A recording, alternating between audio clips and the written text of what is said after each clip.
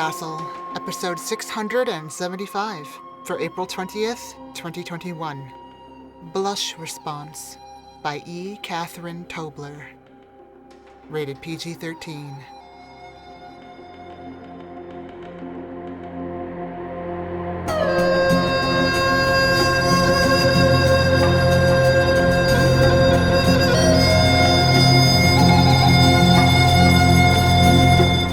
Hello, and welcome to PodCastle. I'm your host, Setsu Uzume. Today's story, Blush Response, was previously published in No Shit, There I Was, an anthology edited by Alex Axe. It was written for you by E. Catherine Tobler. Hugo and World Fantasy finalist E. Catherine Tobler lives and writes in Colorado. Weird how that works out. Her debut collection, The Grand Tour, is available from Apex Book Company. Her short fiction appears in Clarkesworld, Lightspeed, Beneath Ceaseless Skies, and others.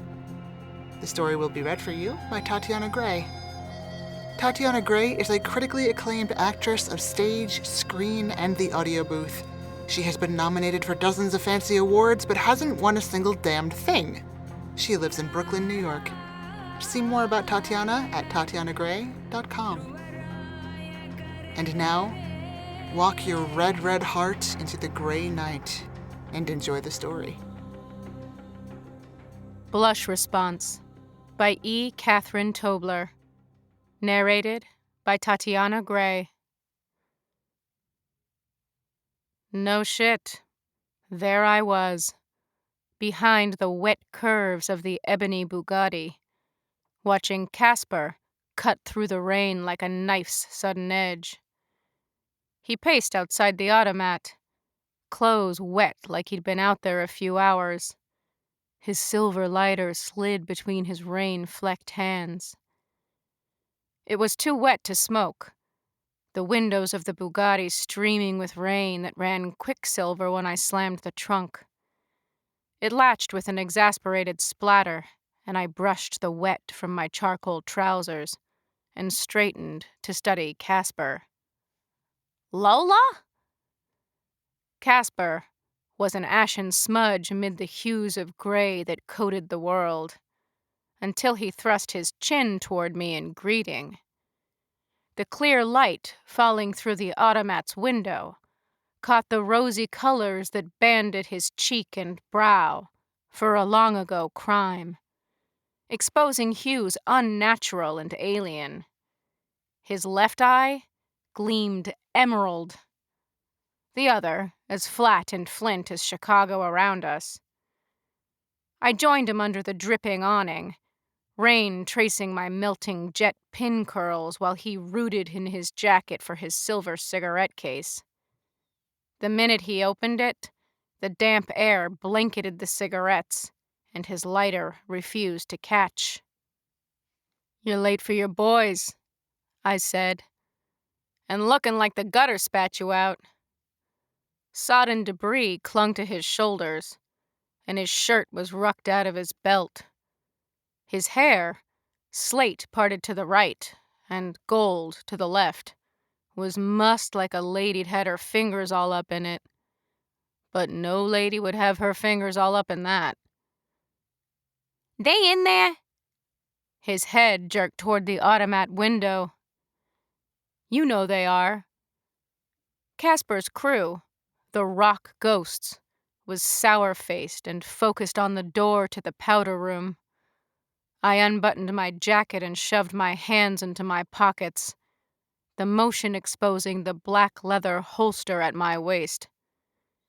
As far as Casper knew, I was a Bruno, like him, someone known for keeping things right and proper and orderly. You needed a thing taken or reclaimed, we were also the people to see. Usually. "You..." The word seemed too big in his mouth, and he coughed. "I can ask you something, Lola? In confidence?" He was going to ask me about the dame, because she wasn't at the table where she should be. Where he should be, too, because he always saw to her, making sure she had her slice of sweet meringue. You can ask me something, Casper. I rocked back on my heels, enjoying his discomfort the way I would later enjoy stripping out of my damp suit. You seen Wonderly tonight?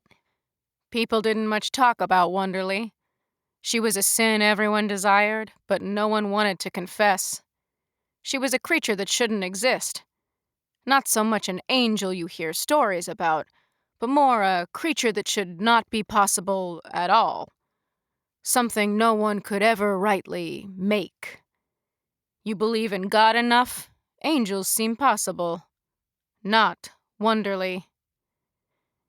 You lose track of her, Casper? Casper's flint and emerald eyes flicked back to the automat. One of his boys, Miles, got up from his seat and headed toward the powder room door. Inside, he would find an unlatched window, but no sign of a scuffle. I was better than that. Accidents happen. Surely even you lost a thing or two. I ain't never lost a thing or two, Casper, I said, because it was true. Surely not something as slight as a girl. He watched Miles cross the checkerboard floor to pound his knuckles against the powder room door. I could almost hear his rasp as he called out for Wonderly. He had taken my elbow to the throat a few years ago. Had never been the same since.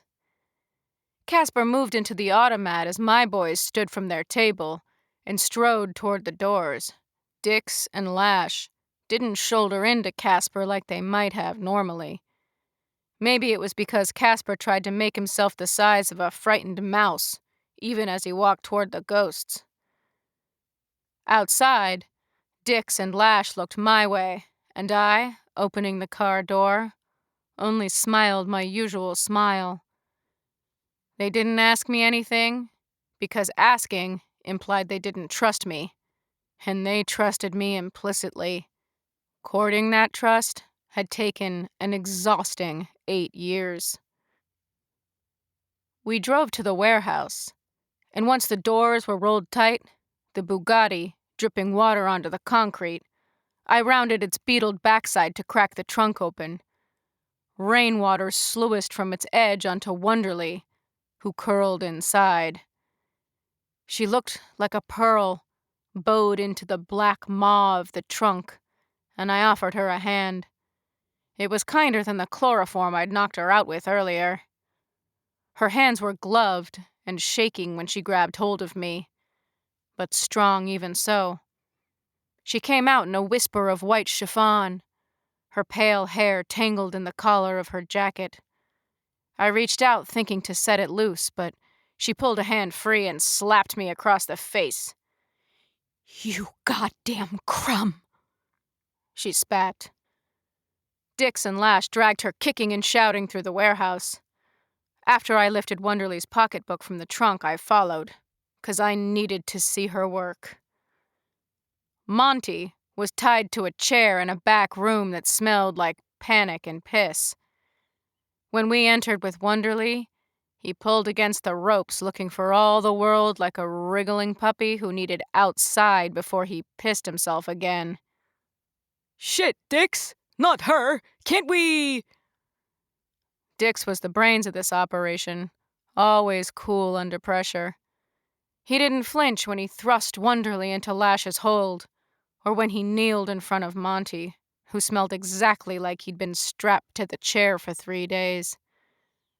Dix leaned in like a lover and ran a black hand against the man's rough, stubble-darkened cheek. "We cannot," Dix said. The overhead lights in the room made a game across the bald dome of Dix's head, skating this way and that as he kissed Monty's chapped mouth and straightened up. "Lola?" Dix said. Wonderly had belted me across the mouth only moments before. The way Lash held her hand free, but she still lunged at me on a very short leash. A snarling, dangerous dog. "You know what we want you to do," I said to her. I gave her pocketbook to Dix and reached for Wonderly's glove. Lash held her while I opened the line of white buttons that traced the inside of her arm. The dove gray of her cheeks deepened as I worked. "We could have made a deal," she said to me. She no longer struggled to escape Lash's hold, maybe realizing she could not, or would not get far if she did. "Could have been real nice. The way you..." The way I curled around you from behind in the powder room to smother your nose with my chloroform-soaked handkerchief. The way your eyes flashed in the mirror before they closed and you went limp in my arms. Wonderly broke off, but all I could think about was the way she smelled, here and in the powder room both. A summer field with flowers unfurling in hues of platinum and cloud. My fingertips brushed her arm, and I pulled back, like I'd touched open flame. My skin had not changed, would not unless it was her intentional fingertips. But I still startled, and she laughed. A liquid sound that rolled like a lazy river over a high cliff. I jerked the glove off as though I were skinning a rabbit, the white silk turning itself inside out. Monty shrieked at the sight of Wonderly's bare hand and resumed his frantic pleas to Dix. Dix didn't listen, and Lash didn't listen, and God knows I didn't listen. I had to see it, and wanted to feel it. Told myself the latter was not the point, but I wished it was. With Lash's help, we guided Wonderly closer to Monty, and she came with us, knowing she had nowhere else to go. "Where?" she asked me. "His mug, so everyone'll know." Wonderly looked like a glowing Madonna, the hem of her chiffon gown trailing in 3 days of Monty's muck as she pressed her pale bare fingers against his rough gray cheek. I jerked like I had been touched. I wanted to be. It would hit like a tattoo gun and burn all the way down. Daylight exploded in the room, the patter of nighttime rain still making itself known on the tin roof. Light burst from Wonderly's fingers to spill color into Monty's traitorous skin. Where once he had been as grayscale as any of us, Wonderly's touch spread warmth into his cheek, showing the stubble to be dark red, gilded with orange. The skin beneath was dirty with soot and sweat, but ruddy, veins running blue. Monty screamed until he exhausted himself and went limp in the ropes. When Wonderly withdrew, half his face burned with color, the other half as gray as it had ever been. Even his hair reflected the change, dark red in the way of his beard, just like Casper had been marked years before.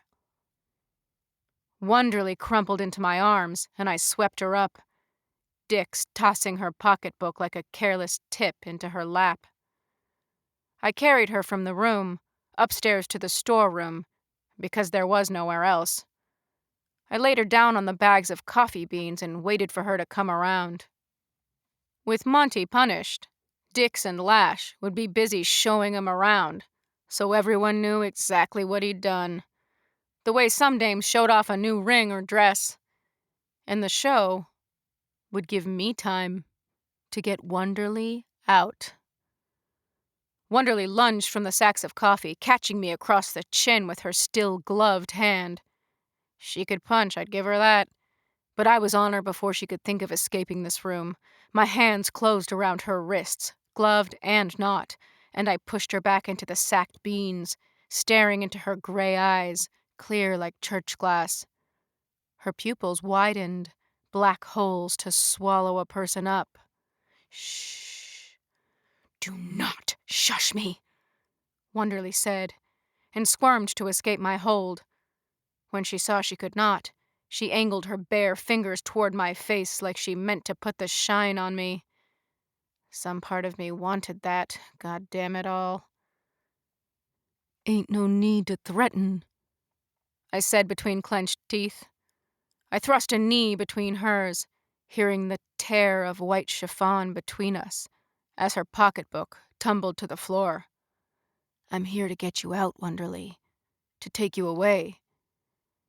She stilled at that, watching me like a white cat in the shadows, like she couldn't trust what she was hearing, and I couldn't blame her. The ghosts hadn't been kind to Wonderly in the years they'd kept her, and Dix hadn't made a gentle opening salvo either. Steal you, use you, then have someone say they was gonna free you? But Shine Girls, they always wanted to get away, didn't they? Until they didn't. Because Wonderly laughed in my face like it was a cheap joke. "There's a place," I explained when she fell quiet and exhaled like she could extinguish every light in the world. "Where's a girl like me gonna go?"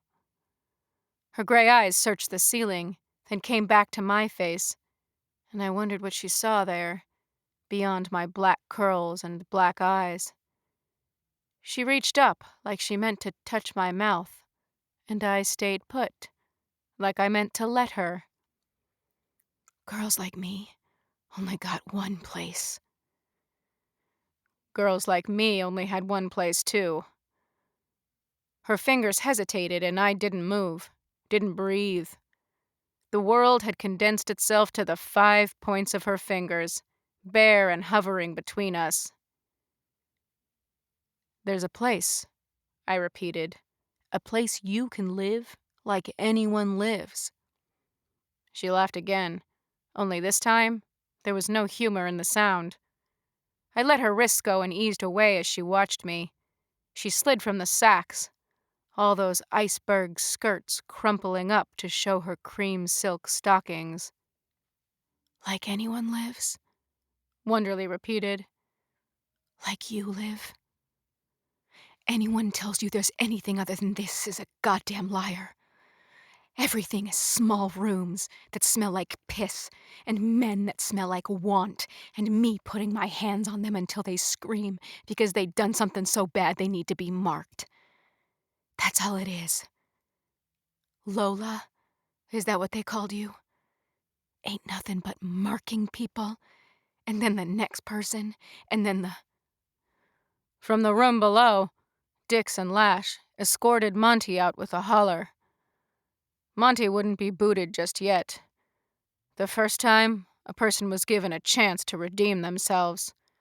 Because Dix believed in redemption. Only a person never did. Except that freak Casper.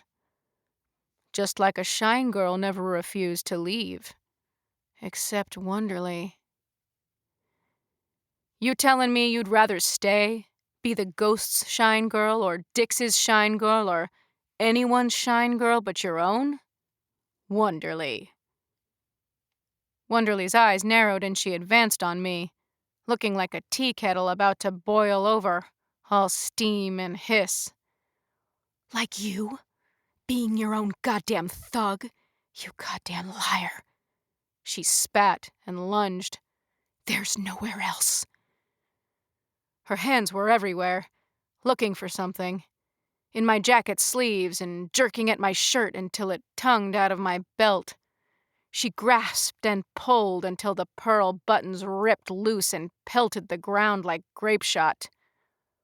"You shut up." I shut up, because with my shirt spread open, Wonderly stared. But it wasn't my lingerie that caught her attention, or the long silver chain that curled over my breasts. It was the uneven flush of hidden color that stained my belly and ran in haphazard watery waves beneath the belted equator of my trousers. Here, my skin was as flushed with blood and color as Monty's had been after Wonderly's touch.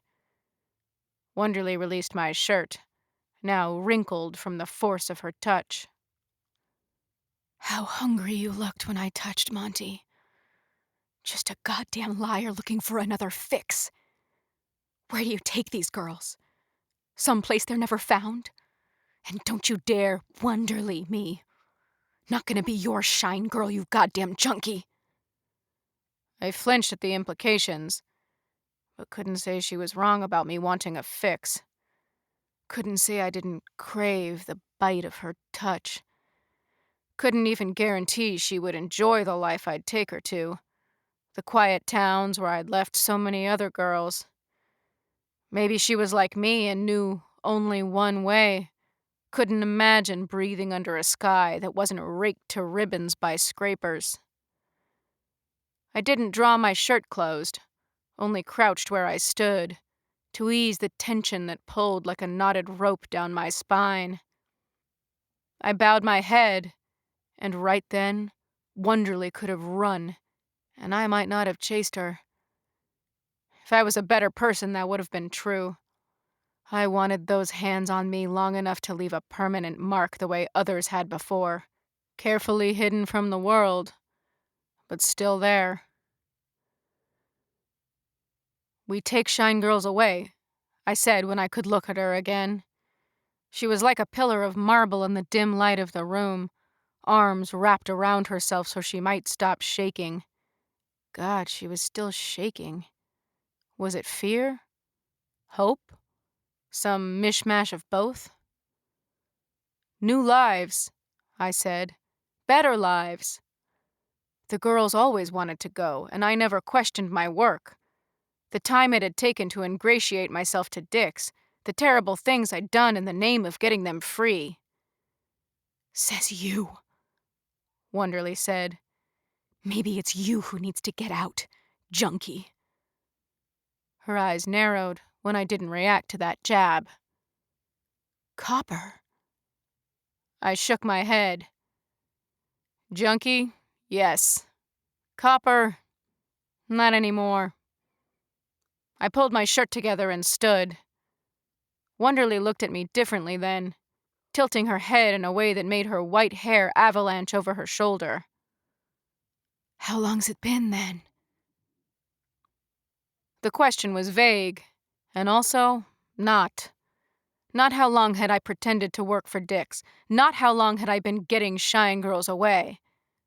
How long since I had been touched. I was about to brush her off, but the look in her gray eyes made me want to tell her the truth. I wanted her to know I'd been trying to get better, trying to get shine girls into better lives so people like me wouldn't use them. Dicks believed in redemption. I didn't know if I did. 3 months. 4 days, I said. And you come waltzing into my life? Wonderly said. Telling me you're here to save me? Like my life is so terrible? Like it's not everything I always thought it would be? There was a hitch in her voice, and she was shuddering like a cart about to come off its wheels. Still, she looked like 4 million, standing there in her stained chiffon, ready to punch me if I so much as moved toward her. This is exactly what I thought it would be. Her admission was like a blade under my chin. She had known what would become of her life the second someone discovered she could bleed color into every gray bit of flesh in the world. How dare I step in and offer her the hope of anything else? I wanted to say her name. I didn't. I moved toward her and she did not step away. I could smell the coffee that clung to her, and when I reached out a hand, meaning to brush the hair from her shoulders, she still did not move. My fingers slid through the snowy strands until I touched her collarbone, solid and warm beyond the tangle of hair and collar, and Wonderly bloomed. Hues of pink and rose flowed through her skin beneath my fingers, startling beneath the white of her hair, but my fingers did not glow the way hers had. Her eyes slid shut, and now stained lips parted in a gasp. How like a cat, purring under the touch, until she pushed my hand away. That... Like with Casper earlier, the word was too big on its first try. She took a step back now, clearing her throat and not looking at me. That doesn't usually happen. I pressed my fingers to the back of my own hand and nothing happened. My fingers were only my fingers, nothing else. And then she laughed, because it went both ways, this response, this addiction. How long's it been, then? I never counted, Wonderly said. No one wants to touch us, only wants us to touch them. At the door, Dix cleared his throat. Ain't this touching? And I do mean touching, don't I? You skirts. Junkie, yes. Copper, no. You certain about that, Lola? I turned on my heels, facing Wonderly one moment and Dix the next, to place myself between them like I was a wall he would never scale. The wariness in his eye told me he respected the wall, having seen me work. I'd seen him work, too, destroying girl after girl. You running my shine girls to other gangs, bet it. Complicating my ability to keep my boys in line. Oh, Dix, for the brains of this joint you sure don't have many. You need a kitten to keep your trouble boys in line? What kind of boss does that make you? A muscle in Dix's jaw leapt, but he said nothing, eyes narrowing on me like I was prey. When all the shine girls are gone, where does that leave you? Standing in the silver rain with 2 bits in your hand? The problem with Dix was he often sank to the base level of every man in this town. If he couldn't smash something into submission, he'd kill it. He leapt at me, going for my throat because that would leave a mark. He could show me around, show everyone what I'd tried to do. With his hand around my throat, the room swam. My mistake was letting Dix get hands on me at all. He was big and knew how to brawl, whereas I'd always been able to clever my way out of situations. I caught him in the ribs with a hard elbow, but his fingers tangled in my necklace and we went down into Wonderly's billowing dress. Dix grabbed her with a grin, almost mindless of the threat she posed him, like he didn't think the kitten would turn on him. But before she could, he'd snatched her hands and pressed them towards me. I made to move out of her reach, but Wonderly shook her head. Her gray eyes told me it was okay, that she knew what she was doing. But those fingers... Wonderly's hand on my cheeks sent color flooding through my body. 100,000 fine-point needles ripping my skin to shreds. I might have screamed, but the pleasure of it nicked the memory from me. Wonderly's eyes were sapphire, a blue running so deep it coiled into violet and eggplant and eventually black, because all things ran to black in this place. When the color drained away like water down an unclogged drain, it went from me, through Wonderly, and into Dix. Wonderly didn't filter the color so much as she guided it, and Dix didn't possess the tolerance Wonderly and I did. His body flushed a startling ebony, his eyes gone hazel and bright, before they widened out and blew out entirely. Dix came apart like the wind was whipping him to every corner of the world, every color shredding into our gray world and away. Pale, Wonderly sagged into my arms. She smelled like a summer field on fire now, and stared at me with eyes that were gray and sapphire, both, and then only gray.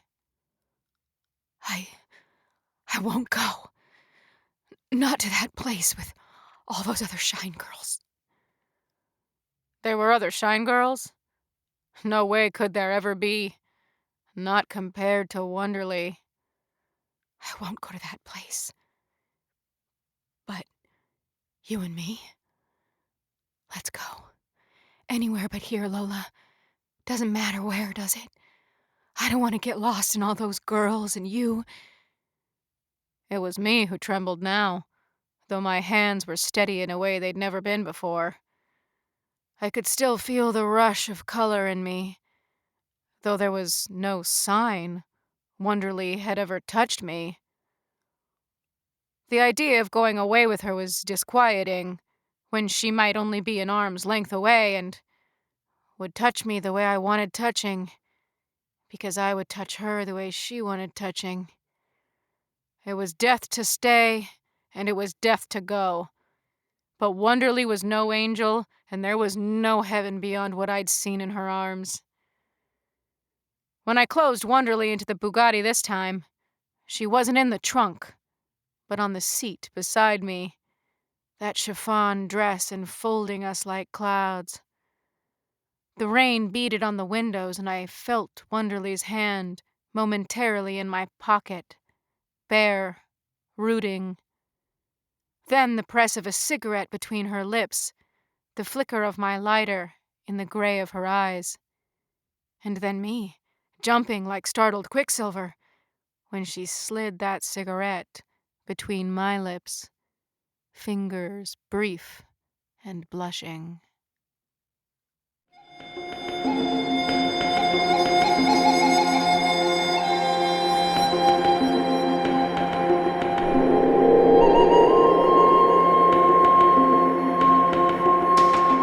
And welcome back. How's that for a taste? Because there's more where that came from. Let me tell you about the latest from this week's author, who is slipping into the realm of editorial once more.